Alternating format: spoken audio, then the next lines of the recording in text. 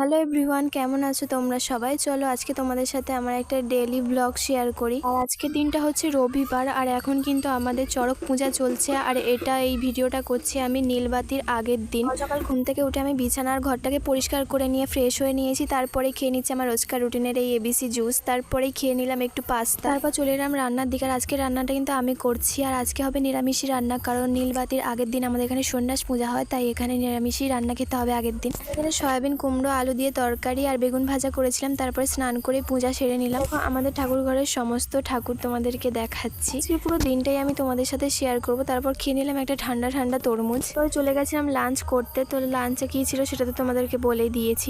ব্যাকগ্রাউন্ডটা অতটাও ভালো না, অতটা মানে কি পুরোটাই ভালো না, তো তাই নিয়ে তোমরা কোনো মন্তব্য করো না। তারপরেই চলেছিলাম ফুল গাঁতার। এই দেখো কত ফুল, মানে আমাদের আছে ফুলের ব্যবসা, তো সেটা নিয়ে পরে তোমাদের সাথে একটা ভিডিও শেয়ার করবো। তো এখানে আমি মালা গেঁথে নিচ্ছিলাম। কেমন হয়েছে মালাটা বলো তো? চলে এসেছিল আমার একটা বৌদি মেহেন্দি পরতে, তো মেহেন্দি করে দিচ্ছিলাম, কারণ আমাদের এখানে পরের দিন চড়ক পূজাতেও টুকিটাকি সবাই মেহেন্দি পরে, আমিও পরি। তারপরে উত্তরী কিনে নিয়ে আমি এখানে পরে নিয়েছি আর চলে এসেছি আমাদের ঠাকুরতলায়। দেখছে আমাদের বাবা মহাদেবের মন্দির, এখানে সন্ন্যাসের পূজা হচ্ছে। তারপর এখানে স্নান করে মন্ত্রও পড়তে হবে, ঝাঁপ খেতে হবে, আরো অনেক কিছু আছে। তো সবটাই তোমাদের সাথে শেয়ার করছি, দেখতে থাকো।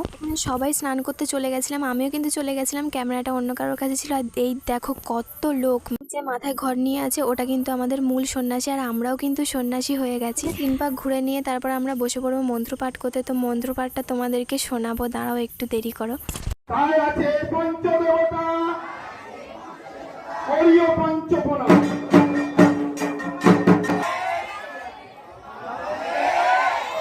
তো শুনতে পেলে মন্ত্র পড়া হচ্ছে। মন্ত্র পড়া হয়ে গেলে এখানে হবে ঝাঁপ। তার আগেই দেখো ডাব আর আম ছোড়াছুড়ি হচ্ছে, আর ক্যাচ লোপার জন্য মানে সবাই কি করছে শুধু দেখো।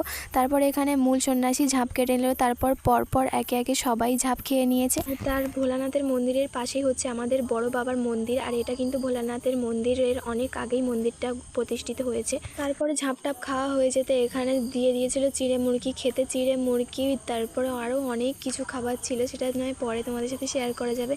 তারপর আমি বাড়ি চলে এলাম। বাড়ি এসে আমি মেহেন্দি করতে বসে গেছি, আর এখন কিন্তু রাত 12টা বাজে।